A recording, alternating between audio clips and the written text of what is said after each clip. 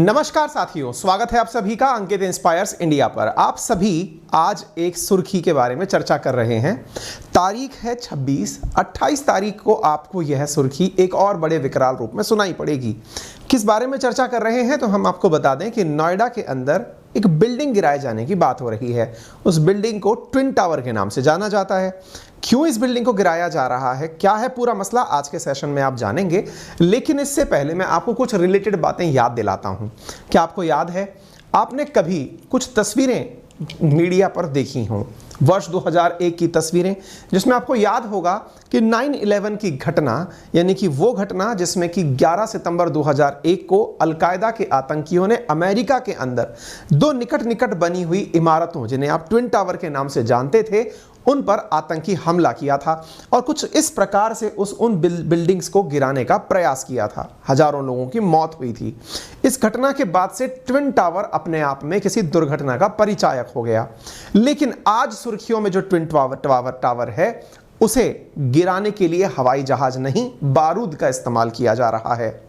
बारूद थोड़ा बहुत नहीं, बहुत बड़ी मात्रा में बारूद लगाया जा रहा है। तो क्या कुछ इसी प्रकार की कैजुअल्टीज होने वाली हैं? जी नहीं, बहुत ही तरीके से, बहुत ही वैज्ञानिक तरीके से दो बिल्डिंग्स को नोएडा में गिराया जा रहा है। क्या वो बिल्डिंग्स पुरानी हो गई हैं या कोई और है कारण, आज के सेशन में हम जानेंगे। आप यहां पर देख सकते हैं कि बिल्डिंग गिराने वाली अथॉरिटीज का कहना है कि अब हमें बिल्डिंग गिराने से कोई नहीं रोक सकता सिवाय भगवान के। यानी कि जितनी भी अथॉरिटीज हैं उन सब से हम लोग परमिशन ले चुके हैं नोएडा की इन बिल्डिंग्स को गिराने का। तो क्या है सुपरटेक ट्विन टावर की कहानी, इसको आज हम आपके सेशन में डिस्कस करते हैं। साथियों, जिस प्रकार से आपने भवन निर्माण के लिए अपने शहर की भी किसी कंपनी का नाम सुना होगा, ऐसे ही नोएडा के अंदर एक कंपनी जिसका नाम था सुपरटेक, उसने दो बिल्डिंग्स को एक दूसरे के पैरेलल बनाया। दो बिल्डिंग्स जो कि लगभग 35 से अधिक मंजिल की थी। कोई एक बिल्डिंग 42 माले की है, कोई 39 माले की है। इस प्रकार की बिल्डिंग्स बनाई जिसकी एक फ्लैट की कीमत लगभग 1.25 करोड़ रुपए के आसपास बताई गई थी। आप इन बिल्डिंग्स को इस प्रकार से देख सकते हैं। आप पूछेंगे तो फिर बनाया था तो अब बिगाड़ा क्यों जा रहा है? अगर आपने ये तस्वीर देखी तो आप इन तस्वीरों को भी बगल में देखें। कहते हैं, मतलब मैं इसको थोड़ा सा आपको समझाने के लिहाज से कह रहा हूँ, इस घटना से इसका कोई ताल्लुक नहीं है। एक कहावत कहते हैं ना कि यदि आपको बड़ा बनना हो तो क्या करें, बोले खुद को बड़ा कर लें, या तो पहला एक तरीका है, या फिर दूसरे की लाइन छोटी कर दें, दो लाइनों का कंपटीशन हो। तो आप यहाँ पर दो तरह के फ्लैट देख रहे हैं, कुछ छोटे फ्लैट, कुछ बड़े फ्लैट। इन छोटे फ्लैट वालों को दिक्कत हुई, किससे? बड़े फ्लैट वालों से। क्या कि भैया तुम हमसे बड़े कैसे बन गए? तो बोले क्या करें? बोले नीचे छोटा करो इनको। बोले छोटा कैसे करें? तो बोले छोटा करने के लिए हम कोर्ट जाएंगे। तो ये जो आपको छोटे फ्लैट वाले लोग बाग दिख रहे हैं, मामला सारा यहीं से शुरू हुआ है। ये जो कम ऊंचाई वाले फ्लैट हैं, समझाने के लिहाज से बता रहा हूं, ये कम ऊंचाई वाले जो फ्लैट हैं, इनको जब कभी फ्लैट बेचे गए थे तब ये कहा गया था कि जिस जगह पर ये फ्लैट बन रहे हैं वो ग्रीन एरिया होगा। ग्रीन एरिया का मतलब ओपन स्पेस, जहां पर ये लोग जाकर घूम फिर सकेंगे, पेड़ पौधे लगेंगे, या फिर उनके लिए पर्यावरण की अच्छी सुविधा रहेगी। लेकिन बिल्डर ने, कौन से बिल्डर ने? सुपरटेक बिल्डर ने उस जगह का उपयोग रिश्वत के माध्यम से परिवर्तित कराकर बिल्डिंग के काम में ले लिया और यहां पर दो बड़ी बड़ी बिल्डिंगें खड़ी कर दी। इस घटना के बाद में आज ये दिन आ चुका है कि इन लोगों के प्रोटेस्ट के कारण ये लोग बहुत लंबी लड़ाई लड़े, कानूनी लड़ाई लड़े। कानूनी लड़ाई लड़ते लड़ते ये इलाहाबाद हाईकोर्ट गए। इलाहाबाद हाईकोर्ट ने कहा कि इसको गिरा दिया जाए। हाईकोर्ट के ऊपर कंपनी वाले, सुपरटेक वाले स्टे ले आए। स्टे के बाद में ये लोग सुप्रीम कोर्ट गए। सुप्रीम कोर्ट में 7 साल मामले की सुनवाई चली। लास्ट ईयर 2021 में सुप्रीम कोर्ट ने भी आदेश दे दिया कि बिल्डिंग गिरा दी जाए। फिर कंपनी बुलाई गई कि गिराएगा कौन, और गिराने के लिए दो बड़ी बड़ी कंपनियों को बुलाया गया। वो कंपनी अब यहां आकर के बिल्डिंग गिराने की प्रक्रिया कर रही है। इन कंपनियों में एक कंपनी का नाम है एडिफिस और एक का नाम है जेट। ये साउथ अफ्रीकन कंपनी है, ये इंडियन कंपनी है। ये दोनों मिलकर के इस बिल्डिंग को गिराने का काम कर रही हैं। यहां पर छेद कर करके बारूद भर दिया गया है। ये बिल्कुल वैसी ही प्रक्रिया है जैसे कभी आप माइंस में पत्थर तोड़ने के लिए बारूद का उपयोग होते हुए देखते हैं। ऐसे ही इस बिल्डिंग के हर फ्लोर के अंदर ड्रिल कर करके बारूद भर दिया गया है। 28 तारीख के दिन दोपहर 2:30 बजे इस ब्लास्ट को एक ही खटके से दबाया जाएगा और मिनिमम 9 सेकंड के अंदर अंदर ये पूरी बिल्डिंग जमींदोज हो जाएगी, पूरी ढेर हो जाएगी। इंटरेस्टिंगली इस प्रक्रिया को इतना अच्छे से किया जाएगा कि 9 सेकंड के अंदर ये प्रक्रिया तो होगी, लेकिन इसके फटने से कहीं भी कोई सामान बाहर नहीं गिरेगा। इवन इसके अड़ोस पड़ोस में बने हुए जो घर हैं उनको भी किसी प्रकार का नुकसान नहीं होगा।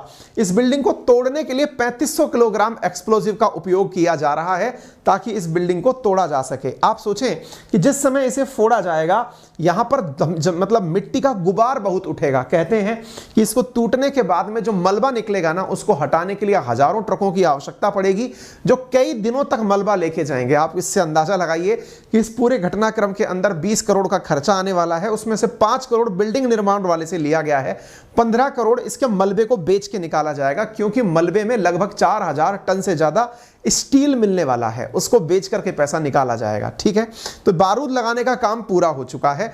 9640 के आसपास छेद किए गए हैं और लगभग 3500 किलोग्राम 3700 किलोग्राम इसके अंदर बारूद का उपयोग किया गया है। ठीक है, ये तो हो गई साहब तोड़ने की पूरी तैयारी। जिस दिन टूटेगा उस दिन भी हम सोच रहे हैं कि आपके सामने एक वीडियो इसका शेयर करेंगे। अब हम ये जानने की कोशिश करते हैं कि साहब 28 तारीख को आप इसको तोड़ देंगे, 2:30 बजे टूट जाएगी, 6 लोग इसको तोड़ने की प्रक्रिया को निभाएंगे, 3500 किलोग्राम, कुछ जगह 3700 किलोग्राम लिख रहा है। ये सब चीजें यहां पर होने जा रही हैं। इसके आसपास रहने वाले जितने भी घर हैं या फिर जितने भी लोग यहां पर रहते हैं, 5000 रेजिडेंट्स हैं जो आसपास रहते हैं, उन्हें सुबह 7 बजे यहां से हटा दिया जाएगा। 2500 के आसपास व्हीकल्स जो इन कॉलोनी वालों के पास हैं वो सब यहां से हटा दिए जाएंगे। मेट्रो को 2:15 से लेकर 2:45 के बीच में बंद रखा जाएगा और वहीं से यमुना एक्सप्रेस वे निकलता है, उसको भी थोड़ी देर के लिए बंद कर दिया जाएगा, यानी कि सवारियों को रोक दिया जाएगा। ठीक है, चलिए, तो अब आपने ये सारी जानकारी जान ली। ये ब्लास्ट होगा, आसपास के घरों को ढक दिया गया है कि भाई यहां से मिट्टी का गुबार उठे तो इनको नुकसान ना हो। हालांकि सोसाइटी वेलफेयर के लिए भी 2 करोड़ रुपए दे दिए गए हैं कि इन केस कोई नुकसान हो तो उससे बचा जा सके। अब समझते हैं हम पूरी कहानी की, हुआ क्या था, मामला क्या था। ये मैंने आपको सारी जानकारियां दे करके बता दी हैं, क्या होने वाला है, कैसे होने वाला है। तो अब हम सवाल करते हैं कि भाई साहब गिराने की नौबत क्यों आ गई, इन्होंने ऐसा भी क्या कर दिया था। मैंने हालांकि बता तो दिया कि इन्होंने ग्रीन एरिया के अंदर बिल्डिंग बना दी थी, लेकिन साथियों इसकी कहानी कुछ और भी है, और वो ये है, भवन निर्माण की एक कंडीशन होती है, और वो कंडीशन ये होती है कि जब आप बड़ी बिल्डिंग बनाते हैं ना, तो ये सोचकर बनाई जाती है कि अगर ये बड़ी बिल्डिंग गिरती है, गिरेगी क्यों, क्योंकि साहब धरती पर भूकंप नामक चीज भी पाई जाती है। जब अगर कहीं मान लीजिए अर्थक्वेक आया और अर्थक्वेक आने पर वो बिल्डिंग धराशायी हुई, तो वो कितनी और बिल्डिंगों को लेकर निपटेगी, यही सबसे बड़ी दिक्कत होती है। इन ट्विन टावर्स को बनाने में उसी चीज का ध्यान नहीं रखा गया। यानी एक तो इस बात का ध्यान नहीं रखा गया कि जो ग्रीन प्लेस है उसको तो आपने कन्वर्ट करा लिया कंस्ट्रक्शन एरिया में, एक तो ये होगा घोटालेबाजी। दूसरे वाली जो चीज थी वो ये कि आपने बिल्डिंग बनाते समय आसपास की बिल्डिंग से जो नियत दूरी होनी चाहिए उसका ख्याल नहीं रखा, और जो 2 टावर खड़े किए उनके बीच भी जो डिस्टेंस है वो 20 मीटर से कम रखी, जो कि मिनिमम 20 मीटर होनी चाहिए कि अगर कोई फ्लैट हिलता है तो उसके गिरने के समय पर जो जमीन बीच में होनी चाहिए वो मतलब डिस्टेंस होनी चाहिए, वो इतनी कितनी होनी चाहिए। 2009 के अंदर साथियों इसका निर्माण हुआ, इस बिल्डिंग का निर्माण हुआ 2009 के अंदर इसका निर्माण हुआ। दोनों टावर में 950 फ्लैट बनाने की बातचीत हुई। खरीदारों ने 2012 में इलाहाबाद हाईकोर्ट में आरोप लगाया और उन्होंने कहा कि साहब इसमें 635 लोगों ने फ्लैट बुक करा दिया। आप सोचिए कि एक 3 BHK फ्लैट की कीमत यह 2.25 करोड़ रुपए से ऊपर थी। हालांकि जब इसके ऊपर दिक्कतें होने लगी तो लोगों ने यहां से रिफंड लेना शुरू कर दिया। 133 दूसरे प्रोजेक्ट में लोग शिफ्ट हो गए और 252 लोगों ने अभी भी यहां पर इन्वेस्टमेंट किया हुआ है। आप पूछेंगे क्यों इन्वेस्टमेंट किया हुआ है, क्योंकि उनको कोर्ट पहले ही कह चुका था कि जिनका जितना इन्वेस्टमेंट है उन्हें 12% ब्याज दर के हिसाब से पैसा रिफंड कर दिया जाएगा। लेकिन अभी इसमें एक ट्विस्ट ये है कि जिस कंपनी ने इसको बनाया उसका तो बहुत सारा पैसा, क्योंकि लगभग 500 करोड़ के आसपास इसमें इन्वेस्ट हो चुका था, उस कंपनी को अगर पैसे लौटाने पड़ गए, आप सोचकर देखेंगे 252 लोगों को 12% की दर से 2.25 करोड़ के हिसाब से पैसे देने पड़े तो कम से कम उसको 400 करोड़ रुपए और देने पड़ेंगे। कुल 1200 करोड़ रुपए वो कंपनी कमाती इस प्रोजेक्ट की वजह से। 500 करोड़ लगा चुकी थी, जो कमाने वाला हिस्सा था वो इस समय ग्राहकों को देना पड़ जाएगा। तो भाई साहब बात यह है कि कंपनी ने अपने आप को दिवालिया डिक्लेयर कर दिया है। सुपरटेक ने इसी साल अपने आप को दिवालिया डिक्लेयर कर दिया। ये देखना होगा कि इन लोगों को पैसे के रूप में क्या मिलता है। फिलहाल के लिए आप आगे की बात सुनिए। घटनाक्रम सिलसिलेवार तरीके से यूं होता है कि जो नोएडा है ना, जिसको आप नोएडा शहर के नाम से जानते हैं, वो असल में एक इंडस्ट्रियल एरिया है।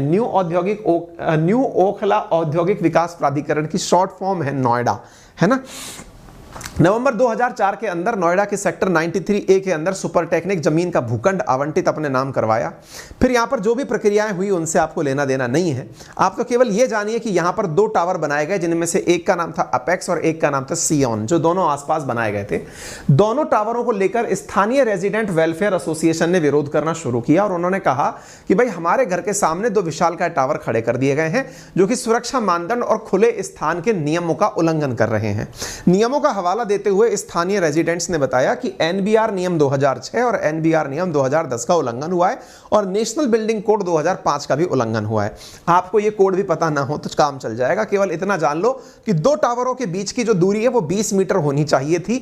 9 मीटर का स्पेस इन्होंने छोड़ा है, इस वजह से ये नुकसानदायक भी है। तो 2 बड़ी वजह बनी, एक तो ये कि आपने हमारे भूखंड के सामने बना दिया जो कि अवैध है, और दूसरा आपने दोनों टावर बनाए, इनके बीच में भी वो जगह नहीं छोड़ी, जिसकी वजह से कल को कोई दिक्कत हो तो इनको एक दूसरे से सेफ रखा जा सके। तो आप यूं समझ लीजिए कि आसपास की जो बिल्डिंग वाले हैं, इनके प्रोटेस्ट के कारण आज यहां पर एडिफिस और जेट का बोर्ड लग गया है जो कि इसको फोड़ने के काम करने के लिए आ चुकी हैं। ठीक है ना।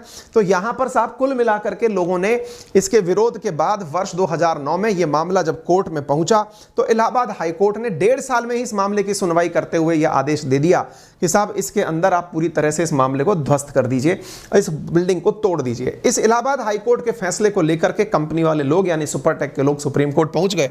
सुप्रीम कोर्ट ने 2014 के इस आदेश की प्रापूर्ति के लिए मतलब कंपनी को वहां पर लेकर पहुंच गए और पहुंच करके साहब सुप्रीम कोर्ट में 7 साल तक इसकी सुनवाई चली। 2021 में जाकर के सुप्रीम कोर्ट ने यह कहा कि सुपरटेक के बिल्डर्स को अपनी बिल्डिंग तोड़नी पड़ेगी, रेजिडेंट्स को पैसा लौटाना पड़ेगा, 12% की ब्याज दर से पैसा लौटाना पड़ेगा। लेकिन साहब 12% के हिसाब से पैसा लौटाने वाली जो कंपनी है उसने एलसीएलटी के अंदर, नेशनल कंपनी लॉ ट्रिब्यूनल के अंदर अपने आप को फिलहाल के लिए दिवालिया घोषित कर लिया है। 28 तारीख को जो होगा वो भी मैं आपको बताऊंगा। फिलहाल के लिए चूंकि ये काफ़ी ज़्यादा सुर्खियों में था, मुझे लगा आपको ये जानकारी होनी चाहिए, तो फिलहाल आप इसका अपडेटेड वर्जन प्राप्त कर चुके हैं। और भी इसमें कोई जानकारी होगी तो मैं ज़रूर ऐड करूंगा। फिलहाल के लिए इतना ही। अंकित इंस्पायर इंडिया के साथ अगर आपको ये जानकारी पसंद आई हो तो इसे ज़रूर लाइक एंड शेयर करें। चैनल पर नए हैं तो सब्सक्राइब करना बिल्कुल ना भूलें। और हमारे टेलीग्राम चैनल अंकित अवस्थी सर को फिलहाल ब्लू टिक मिल चुका है। आपको ये चैनल वेरीफाइड रूप से टेलीग्राम पर अवेलेबल है, आप इसे ज्वाइन कर सकते हैं हमसे कनेक्टेड रहने के लिए। किसी भी अन्य चैनल को इसलिए ज्वाइन ना करें हमारे नाम से, क्योंकि आपके साथ किसी भी प्रकार का सोशल फ्रॉड हो सकता है। हमारे नाम से आपके साथ पैसा वगैरह कोई मानने की बातें की जा सकती हैं, प्राइवेसी का ब्रीच हो सकता है। हम आपके साथ अगर कोई भी संवाद करेंगे तो आपके वीडियो के माध्यम से ही आकर करेंगे। फिलहाल के लिए इतना ही।